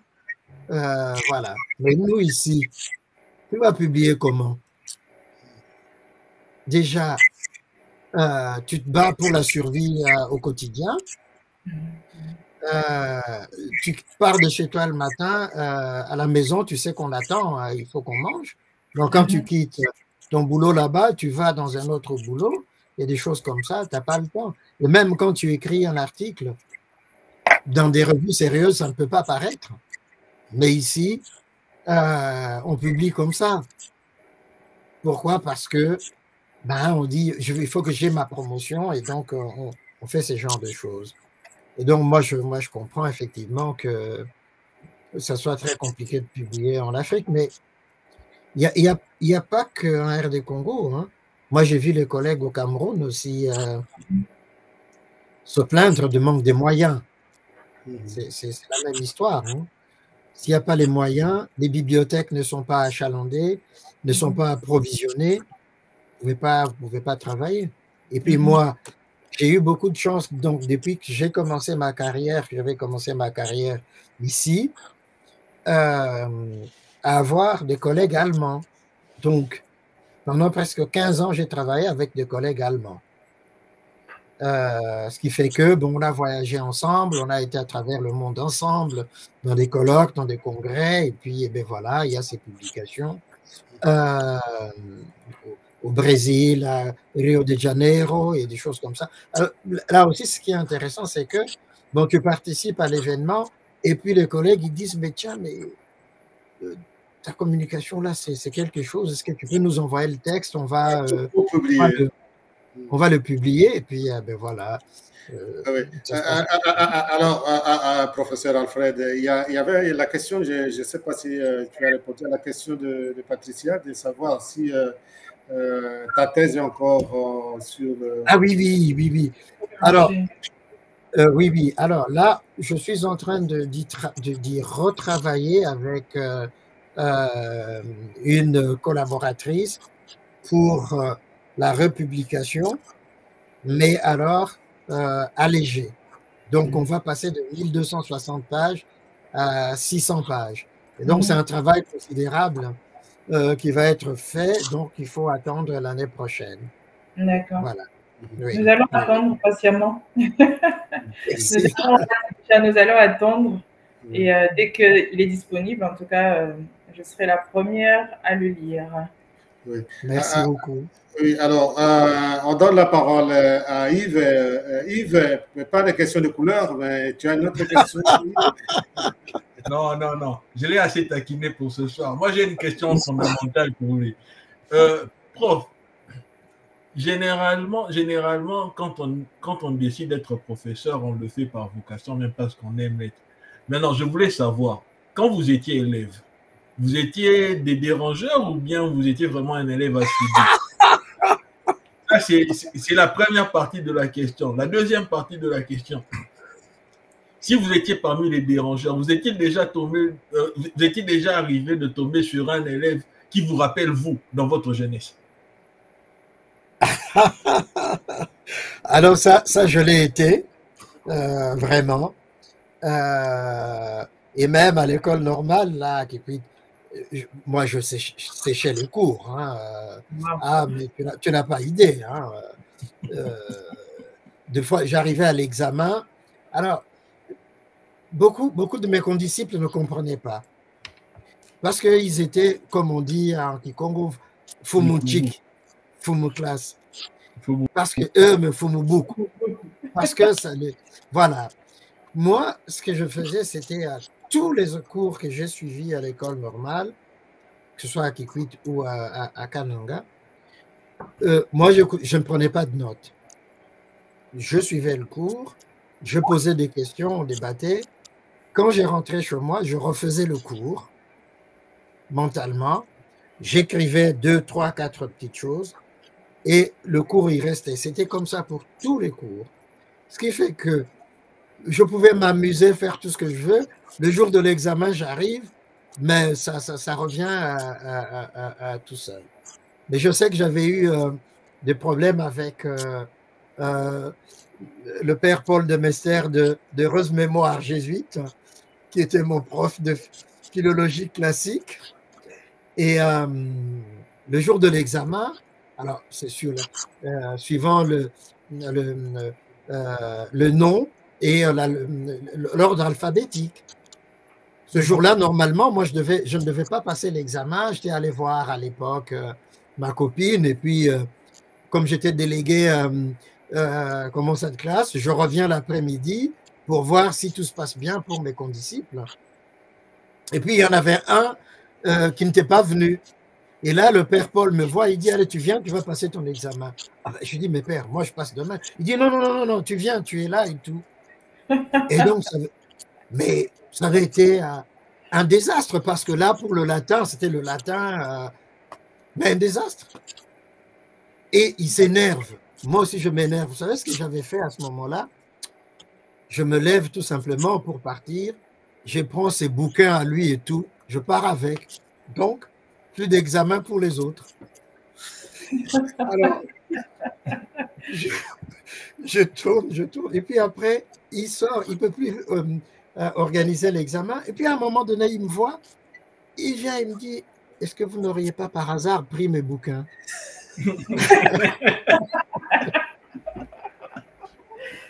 Et là, je lui rends ses bouquins et tout. Il me dit, bon, demain tu reviens, tu vas repasser ton examen. Donc voilà. Mais tu dis, si je n'ai pas rencontré, mais j'en ai rencontré une. Alors ça, c'était quand je faisais justement mon stage de latin au lycée de Saint-André, là, à Siama, Kikwit. J'avais une classe de 4e littéraire d'une trentaine d'élèves. Mais il y en a une. Mais ça avait été chaud, c'est-à-dire que je lui dis, tu sors de la classe. Il dit, je ne sors pas. Il foutait vraiment la pagaille. Et puis, je dis, mademoiselle, tu sors de la classe. Je ne sors pas. Tu me fais sortir, mais je ne sors pas. Ou bien tu viens et puis tu me bouscules. Je dis, mademoiselle, tu vas sortir. Elle dit, je ne sors pas du tout. Et ça a été comme ça pendant. J'ai dit, dans ces conditions, je ne fais pas cours, je prends mes clics et mes claques, je m'en vais dire, Kwenda. Alors là, l'élève n'a pas fait comme vous aviez fait au père jésuite. Alors, bon, ouais. Donc, n'est-ce pas? Non, mais là, je vais voir quand même, je me calme, je vais voir la directrice quand même. Hein, à l'époque, je dis, bon voilà, je ne peux pas faire cours dans ces conditions parce que mademoiselle une telle, voilà. Ah, c'était ça. On la convoque au bureau. Et puis, là, la décision est prise de l'exclure. Ah, ben là, je monte sur mes grands chevaux.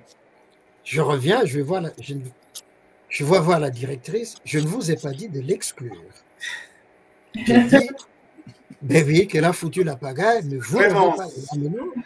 Et donc, ça a été, bah oui, mais oui. Je dis, vous n'allez pas quand même foutre sa vie en l'air comme ça. Moi, ou alors, on trouve une punition, autre, mais l'exclure, pourquoi? Ah ben écoutez, c'est le règlement. Alors, ça a été une négociation. À la fin, bon, elle avait été exclue une semaine seulement. Et puis, bon, après, elle était revenue. Mais toute sage, hein? Toute sage.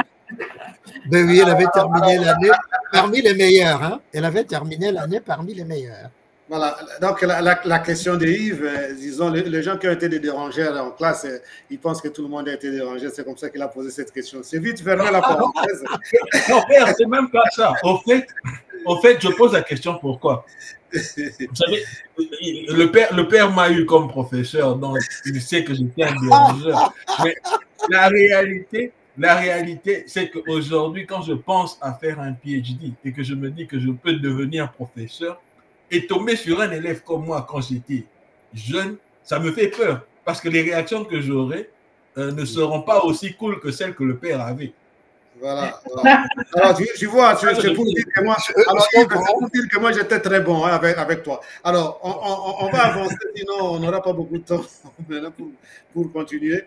Après, on va encore donner la parole à Patricia qui a des questions. Je pense qu'elle ne va pas poser aussi Alfred les questions qu'elle pose quand elle reçoit les dames là. Si c'est pas quelle. C'est une bonne idée. On va te laisser faire ça, Patricia. Mais alors, je reviens d'abord au professeur. Je vais dire quelque chose sur les différents, un peu de questions, puisqu'il a participé à beaucoup de colloques. C'est une question de curiosité, puisque j'ai vu à partir de l'annonce pour ce dialogue avec de ce soir, qu'il y a une dame qui m'a suivi, puisqu'il a vu que tu étais invité aujourd'hui. Peut-être que tu l'as enseigné. C'est une certaine Johanna Bukasafuni. Ça vous dit quelque chose? Oh là! Puisque je vois ici, elle a écrit Lettres Sorbonne. Alors, c'est comme ça que quand on parlait là, je suis allé vite chercher, puisque j'avais vu ça la journée. Je me dis, probablement, si elle a fait les lettres à la Sorbonne et qu'elle me suit aujourd'hui, c'est à cause d'Alfred. Pas, hein? Donc, c'est juste une parenthèse, peut-être. Tu as beaucoup d'étudiants ou d'étudiantes. Oui, J'avais Voilà. eu ton question. Donc, De toute façon, je prends, elle a mis sur son profil qu'elle a fait les lettres à la Sorbonne. Alors, d'accord. Alfred, tu as participé à beaucoup de colloques et c'est très important dans la vie de participer à des colloques, à des rencontres, à des réunions pour les professeurs surtout, et à de nombreux colloques nationaux en France et puis des colloques aussi internationaux. Tu as parcouru le monde, tu as été ici en Italie, à Venise, la belle ville de Venise. Tu as été à Budapest, tu as été à Pretoria, Vienne, Séoul, Hong Kong, Macao, Rio de Janeiro et tout récemment encore à Tbilissi en Géorgie. Alors, qu'est-ce que tu as appris un peu de tous ces colloques du point de vue intellectuel, du point de vue professeur, enseignant universitaire? Alors, je dirais déjà beaucoup d'humilité et beaucoup de rencontres remarquables, beaucoup de rencontres merveilleuses. Et beaucoup de découvertes. C'est-à-dire que des gens qui viennent, c'est 1500, 2000 participants très souvent, et l'une des surprises, c'est d'abord à Pretoria. L'arrière-plan de Pretoria, c'est pendant 3 ans, tous les messages qui venaient d'Afrique du Sud, c'est de dire il faut vous méfier ici. Bon. Moi, j'arrive là-bas, je reste à l'hôtel. Le premier jour, justement, d'inscription au colloque, je rate le bus qui amenait tous les participants au congrès qui allaient s'inscrire.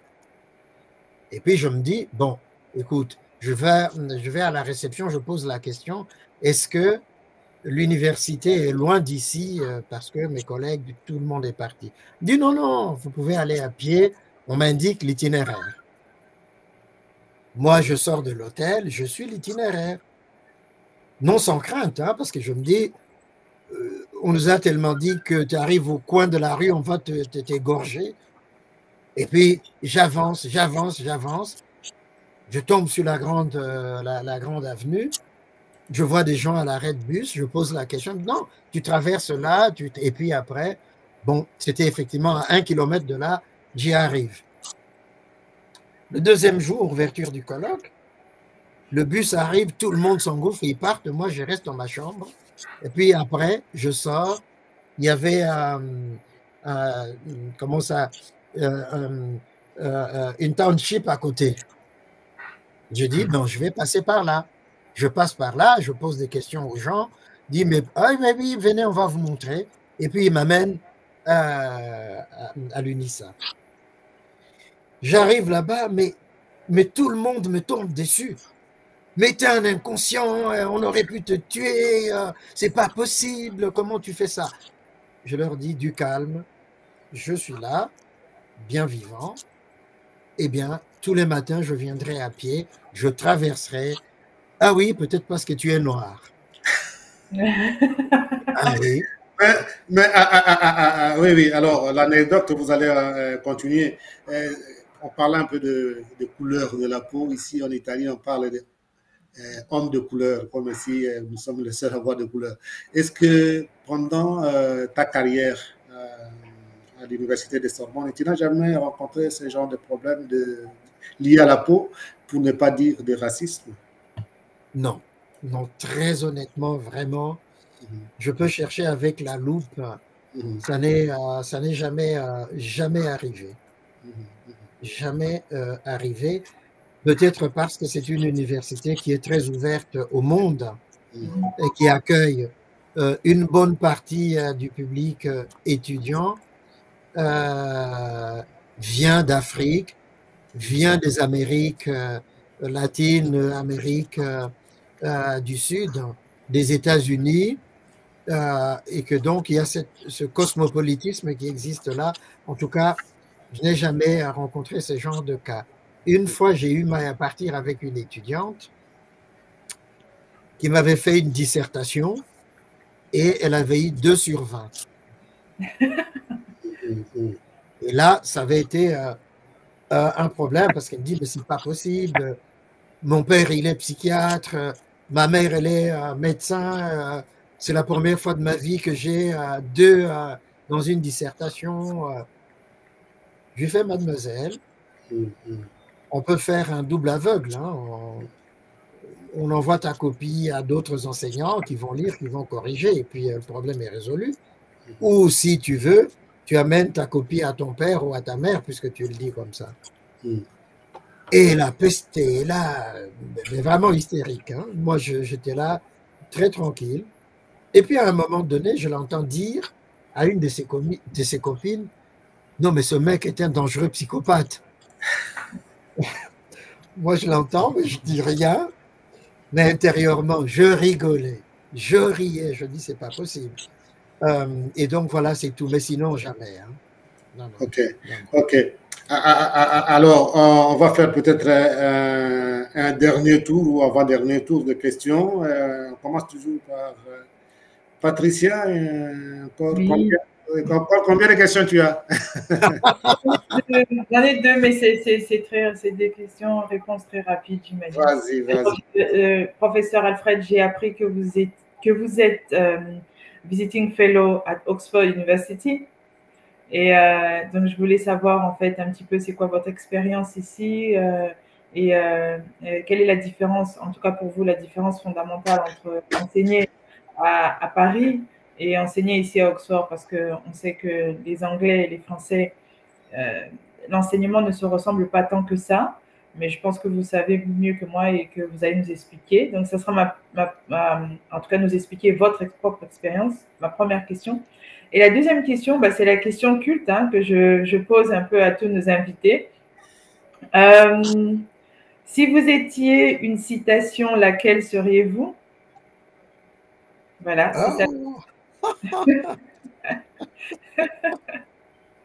Bon, le temps de cogiter. Hein. Et le temps de cogiter. Non, mais je dirais, mais vraiment, et j'ai souvent, je la répète souvent, cette citation-là, je dis, être pour les autres un chemin qu'on utilise et qu'on oublie. Voilà. Ouais, très belle. Voilà. Oui. Ensuite, oui, Oxford. Allez, si je voulais parler le langage jeune, je dirais que Oxford, c'est le kiff total. Ah bon? Ah oui. Bon, mais vraiment, d'abord, le cadre lui-même. Alors, déjà, c'est une petite ville, mais une petite ville universitaire et puis scolaire. À tous les coins de rue, tu as un campus à Oxford. Et donc, et puis, ce temps oxonien magnifique. Hein, comme moi, je suis allé souvent en automne, j'adore. Et donc, voilà, j'avais là des écureuils qui sortaient, tu vois, au bord de la fenêtre, tu vois les écureuils. Et puis, non, mais c'est vraiment une atmosphère extraordinaire. Moi, toutes les fois que je suis allé à Oxford, ça a été excellent. J'ai donné des conférences là-bas à St. Catherine et ce que tu vois, c'est que c'est anglais, d'accord? Ouais. Mais il y a une manière d'être professeur en Angleterre qui n'est que propre vraiment, et là pour le coup à Oxford. Voilà. Et puis les élèves, les étudiants sont très respectueux. Alors là, j'ai retrouvé des étudiants un peu comme en Afrique. Voilà. Oui. Ils sont vraiment très respectueux. Hein. Et ça, c'est formidable. Les collègues sont charmants. Et ils font tout pour te mettre à l'aise. Ils t'invitent dans leurs cours pour que tu interviennes. Tu donnes des conférences et toutes ces choses-là. Ils t'invitent à manger. Et puis, parce que eux, ils ont des rituels. Les dîners tous les soirs. Dîner en toge. Oh, ah, mais oui. Donc, ce sont des dîners professoraux, alors? Non, mais ce qu'ils font, c'est que oui, il y a cette part-là, mais il y a des tables réservées aux étudiants. Et ce qui est formidable, c'est-à-dire que, alors, on entre en plus en rang. Hein. Bon, d'abord les étudiants, ensuite le corps professoral, en toge.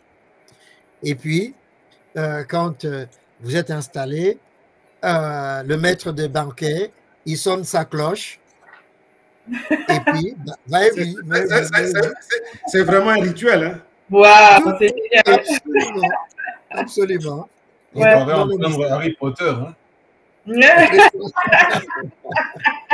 Non, c'est enrichissant. Moi, je me suis dit, s'il y a vraiment une expérience à copier chez nous là-bas, c'est celle-là. Et puis, ce ne sont pas des campus immenses. Hein. C'est vraiment à taille humaine. Et alors, l'autre défaut, c'est que les études coûtent extrêmement cher. Si tu compares par rapport à la France, c'est vraiment 2-3 fois plus cher. Ce qui fait que, et puis il n'y a pas beaucoup de bourses. Hein. Pas beaucoup de bourses. J'ai eu la chance de recommander un de mes anciens étudiants de la Sorbonne à Oxford pour la thèse. Et lui, il a eu la chance, par sa directrice, d'obtenir une bourse. Wow. Et oui, jusqu'à la fin de sa thèse, c'est Khalid Liamliahi, hein, il est d'origine marocaine. Et après, il a eu un poste à Chicago. Il est à Chicago aujourd'hui. Donc, il y a ça. Mais le cadre aussi, les bibliothèques. Alors là, la Bodleian, c'est mes enfants, mais c'est... En fait, tu rentres dans la bibliothèque, mais tu es saisi par tous ces ouvrages, par cette atmosphère. Bah, tout d'un coup, tu te sens léger. Tu dis, mais voilà, je suis dans un lieu qui a un puits de savoir. Et donc, tu as envie, effectivement, de t'investir, de chercher, de travailler. C'est formidable, hein, formidable. Oui. De nourrir ton esprit. Alors, merci.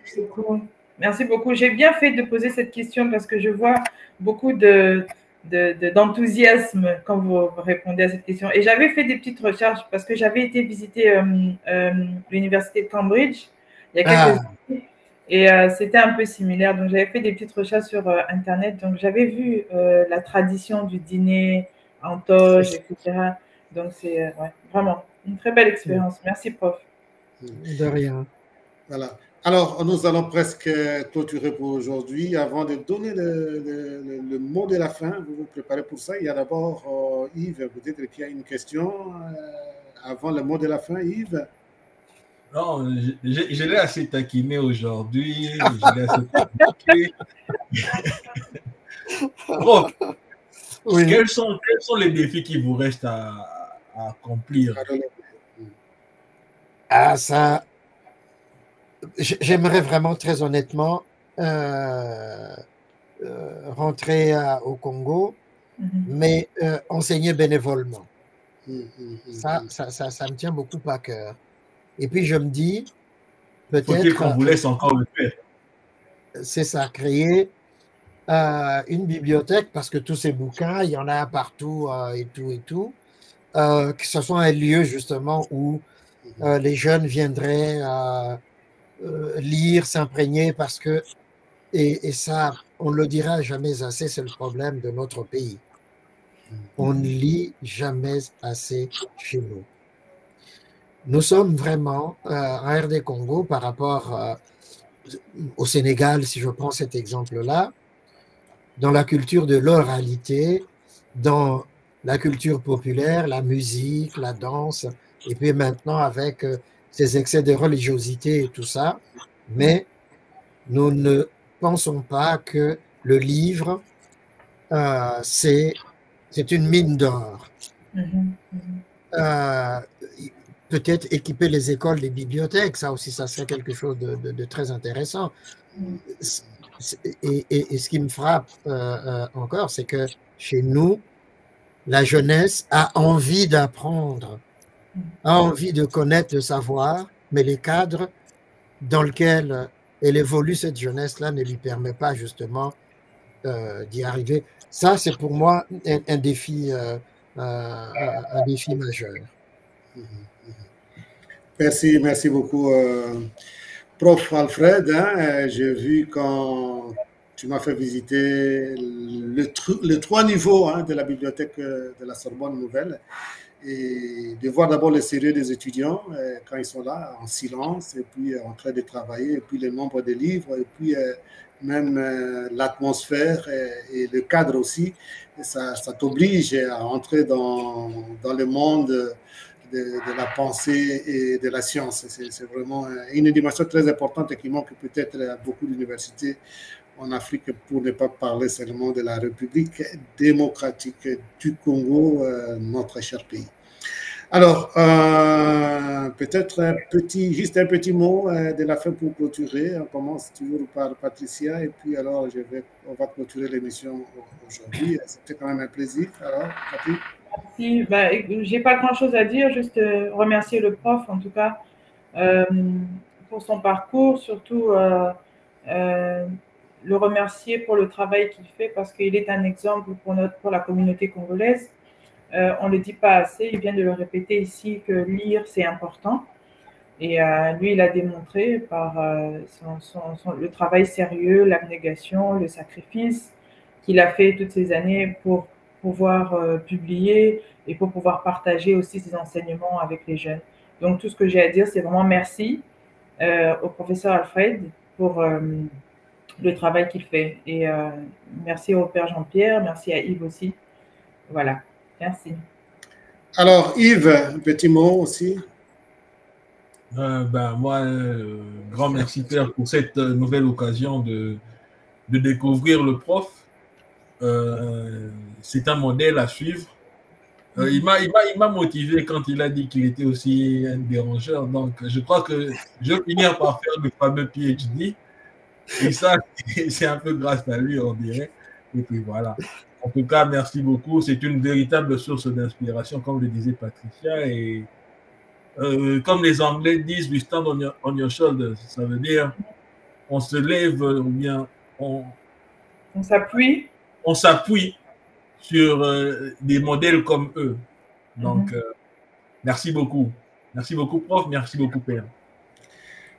Voilà. Alors, avant de dire peut-être, de donner un dernier mot aussi à Alfred, je voudrais rappeler, puisque j'ai son CV, parler un peu de son centre d'intérêt, c'est histoire littéraire, culture et politique, Afrique et Antilles, géopolitique et des savoirs et des connaissances, histoire des idées, théorie post-coloniale. Voilà. Quand on voit même des centres d'intérêt, c'est toujours le monde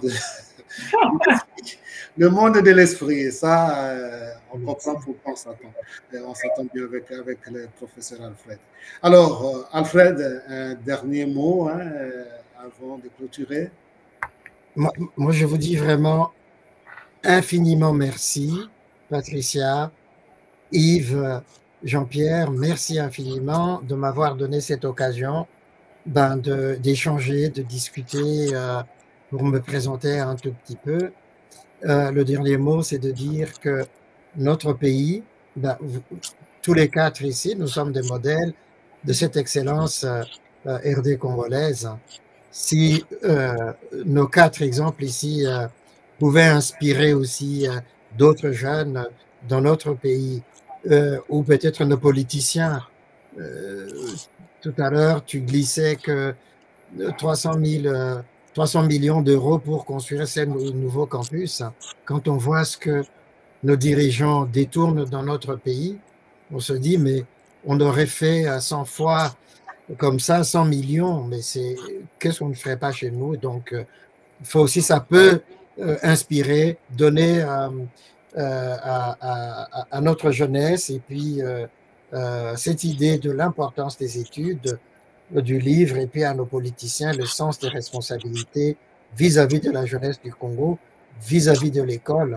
Alors, on aura gagné notre pari et l'excellence de dialogue avec. En tout cas, merci infiniment. Merci beaucoup.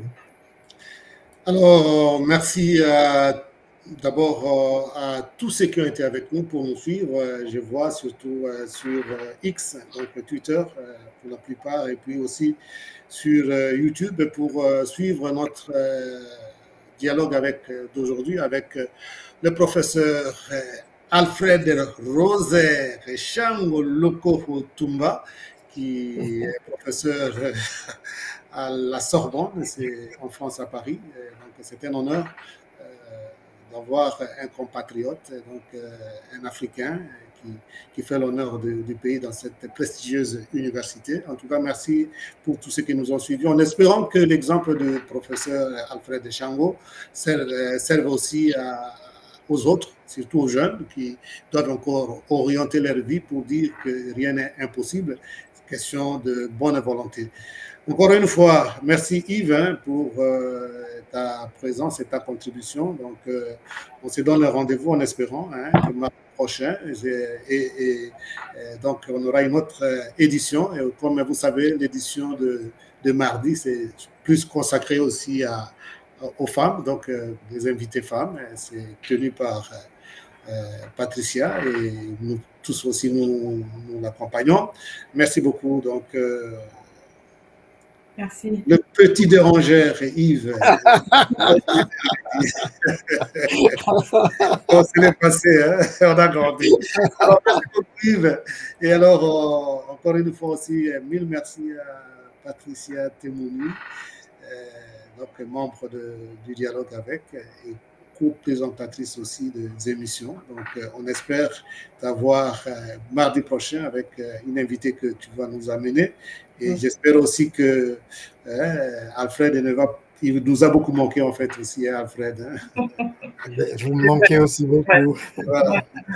Qui sera avec nous. Donc, Patricia, un grand merci pour ta contribution, toujours appréciée hein, pour le dialogue. Merci beaucoup. Voilà, on ne le dira jamais assez. Donc, puisque tu es un peu minoritaire, mais avec de grandes qualités que tu nous apportes. Donc, il n'y a pas d'injustice dans ce sens-là, puisque ça fonctionne, hein, n'est-ce pas? N'est-ce pas? Ok, merci beaucoup, Patricia, et encore à très bientôt. Et encore une fois, merci Alfred vraiment pour cette contribution. C'est moi qui te remercie. Hein, c'est vraiment savoir que tu es à la Sorbonne. C'est un grand plaisir pour nous et pour la République démocratique du Congo, pour l'Afrique, hein, d'avoir notre professeur Alfred Tumbalaba. J'espère que tu vas attirer encore beaucoup d'autres jeunes et beaucoup d'autres Africains donc, à l'université de Sorbonne. Encore une fois, bonne soirée à tous ceux qui sont dans le même fuseau horaire que nous. Et pour les autres, encore une bonne journée. Vous allez retrouver cette émission demain, au début de l'après-midi, pour la rediffusion. Et le plaisir sera mien et aux autres membres de l'équipe du dialogue avec de vous retrouver pour nos prochaines éditions. Au revoir et à très bientôt.